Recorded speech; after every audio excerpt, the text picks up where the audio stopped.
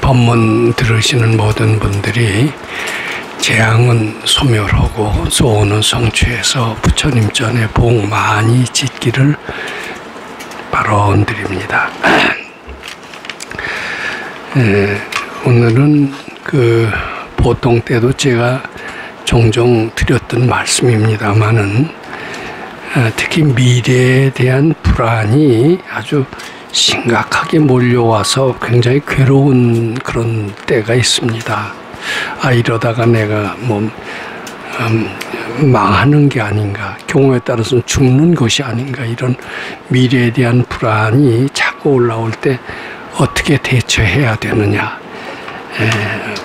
또 그렇게 지금 불안하거나 괴롭거나 이렇지는 않아도 현재 삶이 그렇게 행복하지 않을 때, 행복하다고 느끼지 않을 때 어떻게 하면은 우리가 행복을 하게 살게 될까, 이런 것에 대한 것을 우리 밝은 선지식인 백 선생님의 말씀을 백 선생님께서는 어떤 처방을 하셨느냐, 이런 것을 제가 생각해서 그전에도 가끔 말씀드렸습니다마는 오늘 아침에는 다시 한번 정리해 보고자 합니다. 특히 미래에 대한, 돌아오지 않은 미래에 대해서 굉장히 불안해할 때가 있습니다. 그 생각을 자기가 가지고 있으면요, 점점 더 아주 괴로워져요.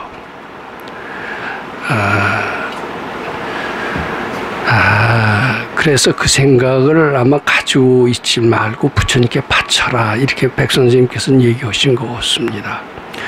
근데 그 바친다고 그게 꼭 없어지면은 얼마나 좋겠습니까? 근데 바친다고 잘 없어지질 않습니다. 그럴 경우에는 이제 그 금강경을 읽는 게 괜찮은 방법입니다. 금강경을 무조건 몇 독을 한다, 이렇게 하는 것도 하나의 좋은 방법입니다. 우리 그 전에 소세에서 공부할 때는 약이 없었습니다. 특히 내과적인 약은 다 정신적인 병적인 것들, 이렇게 느꼈던 것은 다 바치는 것으로 해결했습니다.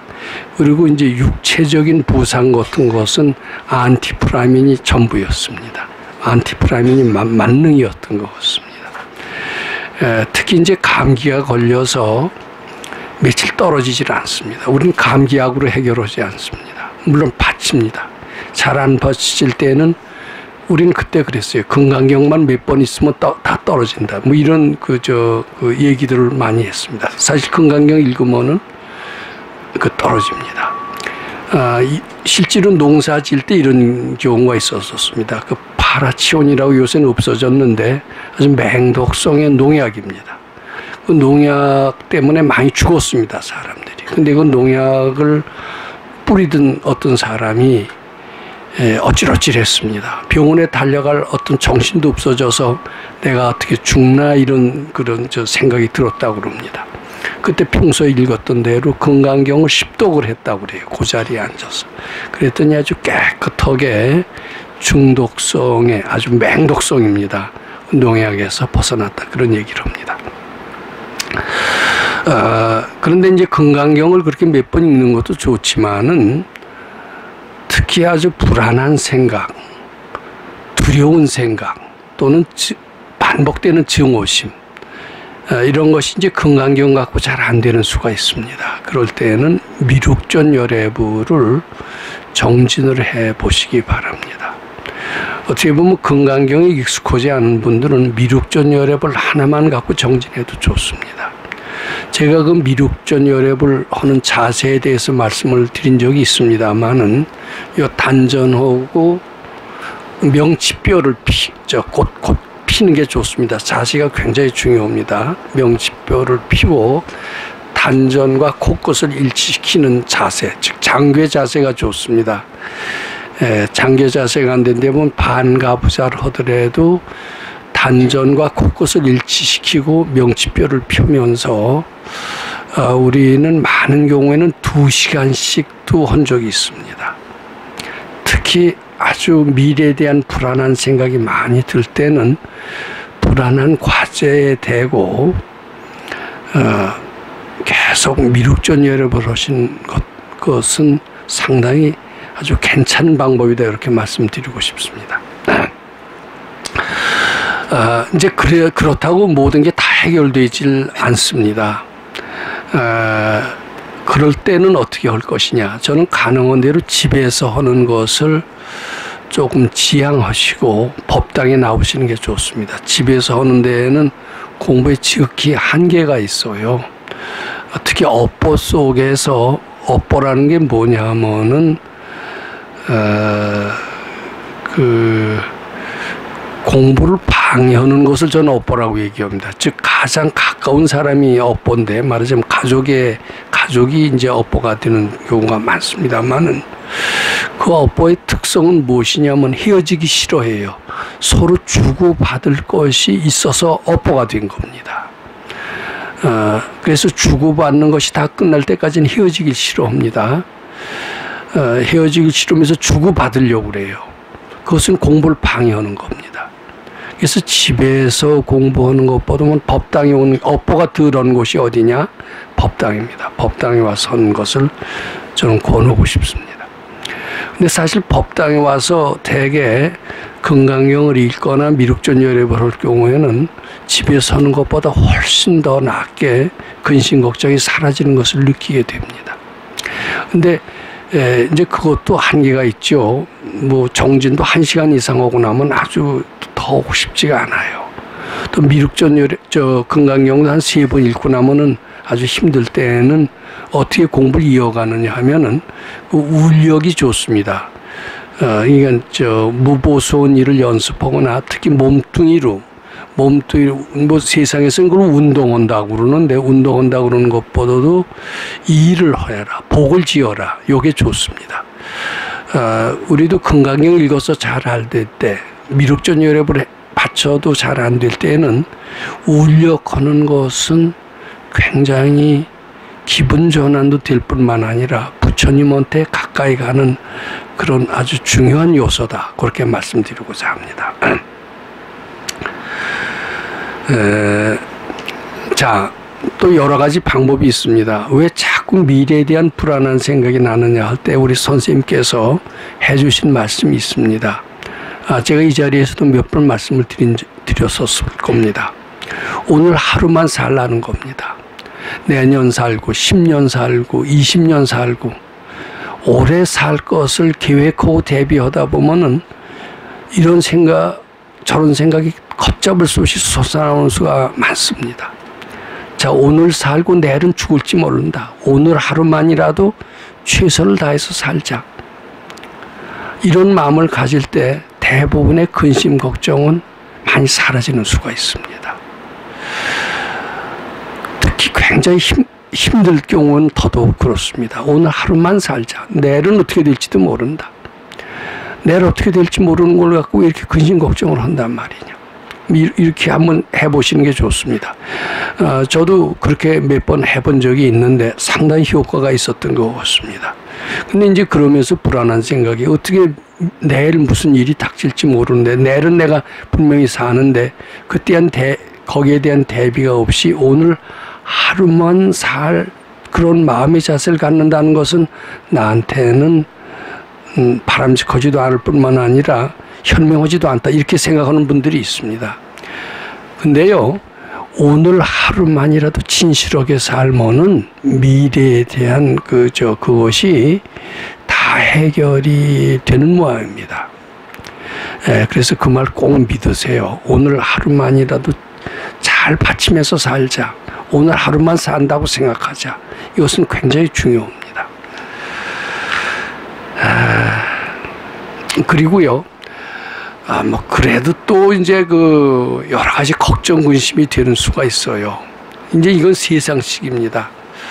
걱정 근심이라는 게 저는 하도 이때마다 제가 받쳐도 보고 미륵전열애도 해보고 또 오늘 하루만 살자라고도 해보고 별거 다 해봤습니다.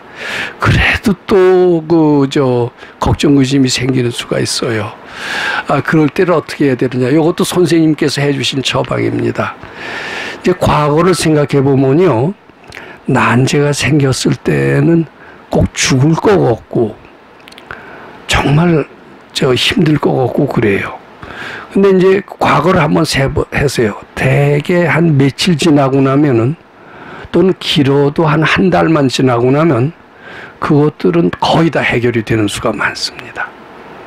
아마 과거에 어려운 일이 있을 때를 한번 생각해 보세요. 백 선생님께서는 그래요.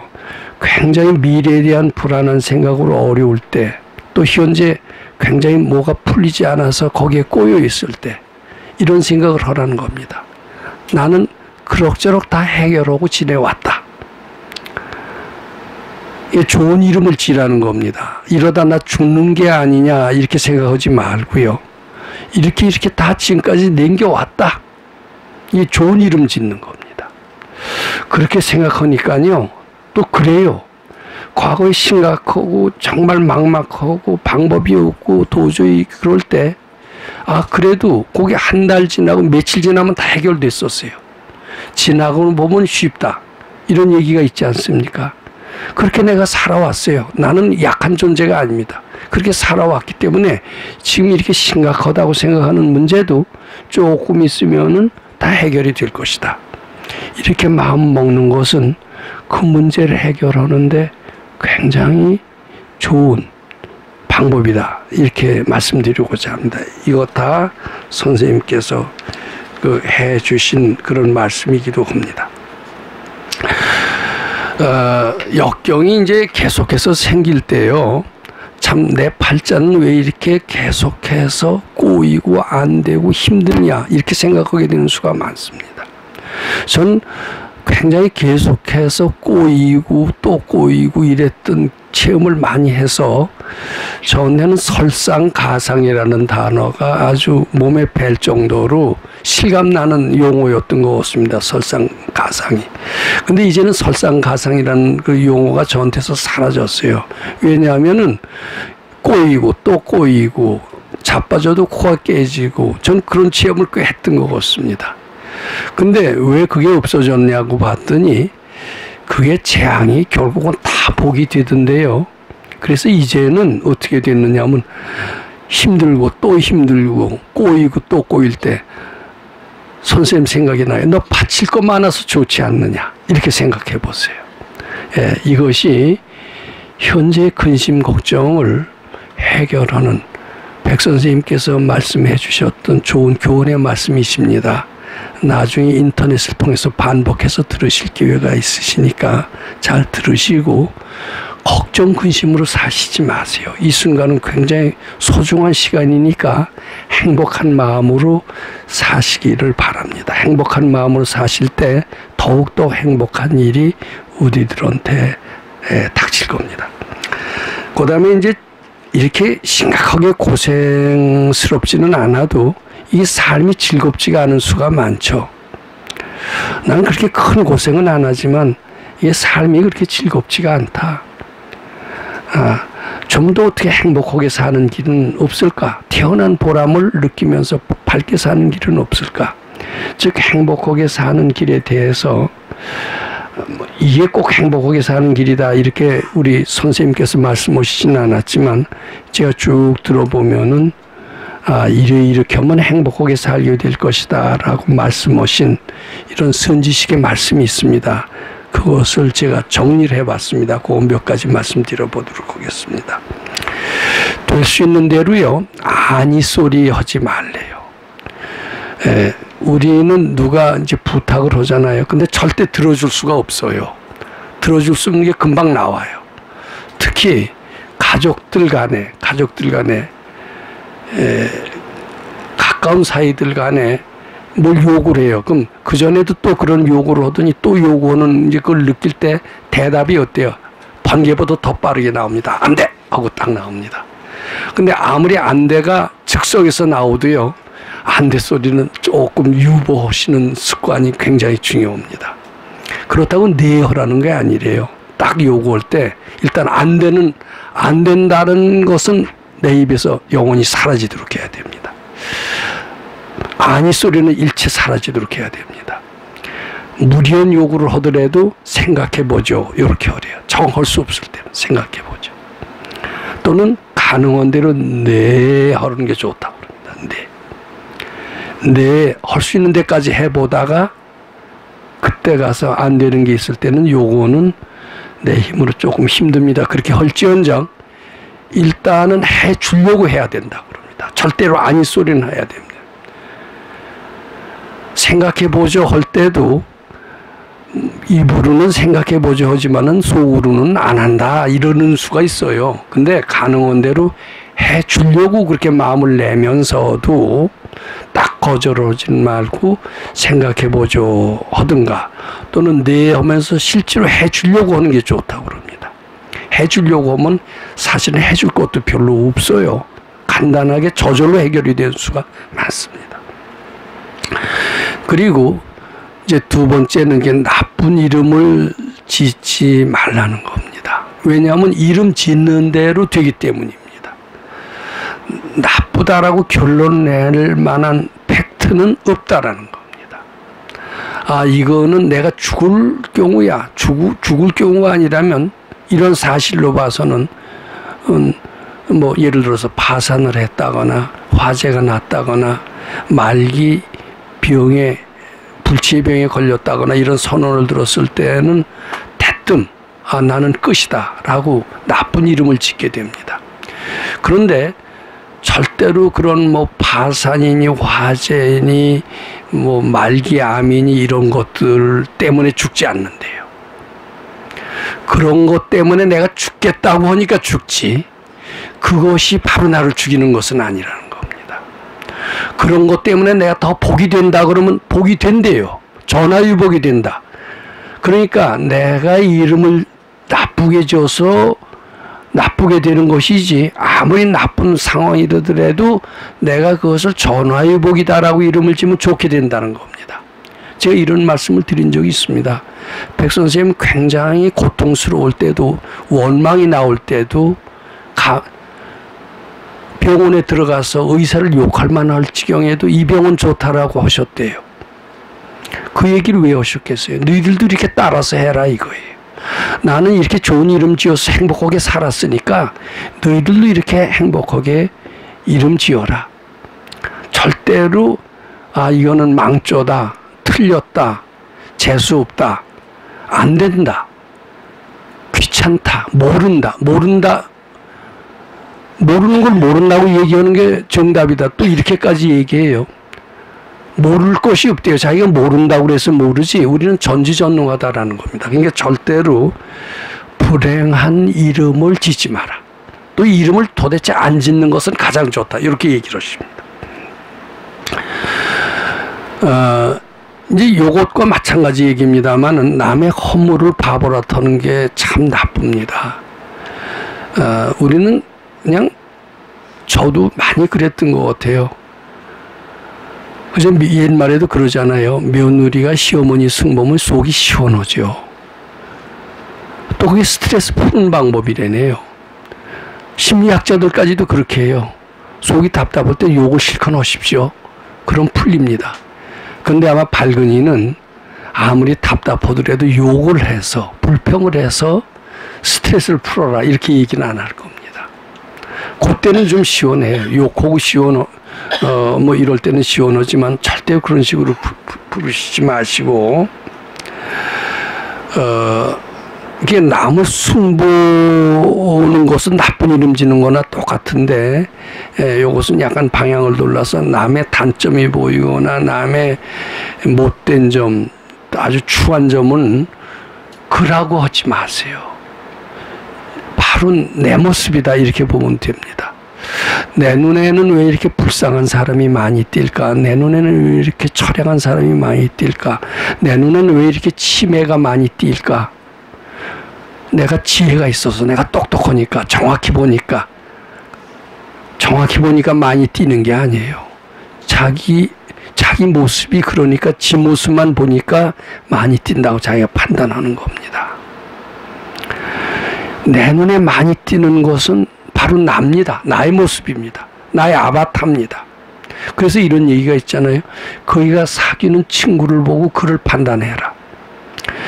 저는 이 말을 부정했어요. 왜냐하면 내가 사귀었던 친구는 나보다 다 좀 못했던 것 같아요. 그러면은 내 친구를 보고 나를 판단하려면 나는 형편없는 사람이 되는 겁니다. 나는 형편없는 사람이 되는 것을 동의하기가 싫었습니다. 그래서 친구를 보고 그 사람을 판단해라 하는 얘기에 저는 동의하지 않았었습니다. 근데 알고 봤더니 내가 이렇게 어리석은 친구만 사귀었던 것은 내가 어리석어서 그렇다는 것을 한참 만에 깨달았습니다. 그 사람 사귀는 사람을 보고 그 사람을 알라고 보는 것은 정확합니다. 내 눈에 자주 띄는 것은 내 모습입니다. 이것이 그렇게 할 때 행복해집니다. 근데 저건 저고 나는 나다 이렇게 다르게 보면은 그게 불행의 시초입니다. 자, 그리고 요것은요, 꼭 좀 하기 어려워도 실천하는 게 좋습니다. 부처님 감사합니다라는 게 좋아요. 이제 기독교식의 숭례 낸다고 해도 좋습니다. 기독교에서는 범사에 감사하라 이런 얘기를 하는데 그것은 좋은 이름 짓는 겁니다. 불평은 나쁜 이름 짓는 겁니다. 그래서 그냥 감사합니다 하기보다도 꼭 부처님 감사합니다가 더 좋을 것 같습니다.